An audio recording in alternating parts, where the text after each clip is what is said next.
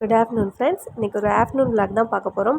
இன்றைக்கி நம்ம வீட்டில் அரைக்கீரை கூட்டு செய்யலான்னு பிளான் பண்ணியிருந்தாங்க. சரி, அந்த ரெசிபி உங்களுக்கும் ஷேர் பண்ணலான்னு சொல்லி தான் வீடியோ போட்டிருக்கேன். இது முழுக்க முழுக்க ஃபுல்லாக அரைக்கீரை தாங்க. கொஞ்சமாக முருங்கைக்கீரை இருந்துச்சு, அதுவும் சேர்த்துருக்கோங்க. நானாக நேற்று வரைக்கும் நல்லா இருந்தாருங்க. திடீர்னு அவருக்கு உடம்பு சரியில்லை. நேற்று மிட் நைட்டில் பயங்கரமாக ஃபீவர் வந்துருச்சு. சிரப் கொடுத்து தூங்க வச்சேன். வீட்டில் தான் இருக்கார். இன்றைக்கி ஸ்கூலுக்குலாம் போகலைங்க. கிளைமேட் ஒரு வேறு சேஞ்ச் ஆகிறனாலையா என்னன்னு தெரியல. நீங்களும் உங்கள் குழந்தைங்கள பத்திரமா பார்த்துக்கோங்க. அதனால தான் என்னால் மார்னிங் வீடியோ போட முடியல, மனசும் சரியில்லை. ஓகே, இப்போ கூட்டு ரெடி பண்ணிடலாங்க. ஃபஸ்ட்டு வந்து கூட்டுக்கு பாசிப்பருப்பு வேக வைக்கணுங்க. ஒரு பாத்திரத்தில் தண்ணி ஊற்றி பாசிப்பருப்பு வேக வச்சுருங்க.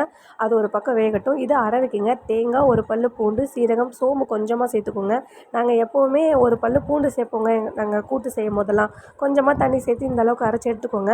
இன்னொரு பக்கம் பாசிப்பருப்பு ஒரு பாதி வேக்காடு அது வெந்துட்டுருக்கும் போதே 2 பச்சை மிளகா, பாதி தக்காளி சேர்த்துக்கோங்க. அப்புறம் வெங்காயம் எப்போவுமே கூடுதலாக வச்சுக்கோங்க. கூட்டுக்கெல்லாம் வெங்காயம் தாளிக்கும் போது கூடுதலாக சேர்த்தா ரொம்ப சூப்பராக இருக்குங்க.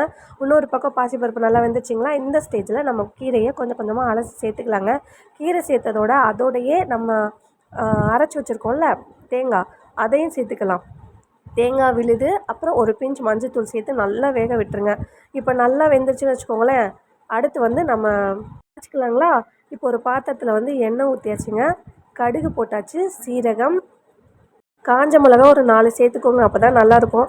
அப்புறம் வெங்காயம் சேர்த்து, இது ரொம்ப வறுபடணும்னு அவசியம் இல்லை. வெங்காயம் கண்ணாடி பதத்துக்கு வந்தால் போதும். அப்படி வந்ததுக்கப்புறம் அந்த ஸ்டேஜில் நீங்கள் நம்ம கூட்டி வச்சுருக்கோம்ல கீரை, அந்த கூட்டை அப்படியே போட்டுருங்க. அப்புறம் இப்போ கூட்டுக்கு தேவையான உப்பு சேர்த்து நல்லா கொதிக்க விட்டு ஆஃப் பண்ணிட்டீங்கன்னா அவ்வளோதாங்க, கீரை கூட்டு ரெடி. இது சாதத்தில் போட்டு நெய் ஊற்றி சாப்பிட்டிங்கன்னா ரொம்ப டேஸ்ட்டாக இருக்கும். நாங்கள் அப்படி தான் சாப்பிட்டோம், நல்லா இருந்துச்சு. குழந்தைங்க விரும்பி சாப்பிடுவாங்க.